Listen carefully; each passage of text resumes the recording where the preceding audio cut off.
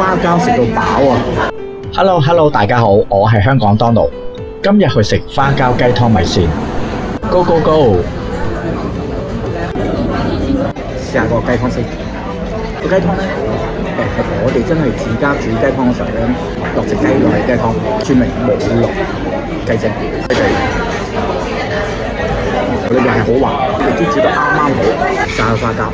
因為佢花膠係好厚身嘅，因為我自己有整開花膠食咧，通常膠桶咧都未必發到去呢個厚度，佢真係一個扒咁，跟住好腍，好有膠質，好有黏味嘅。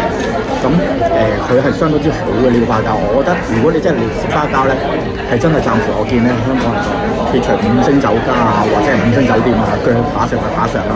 咁如果你呢個價錢75蚊，75一碗花膠雞湯米線，真係全香港贏晒，炆到腍晒，反而好黏嘅，正。點咧？作晒啲雞湯味精華，正。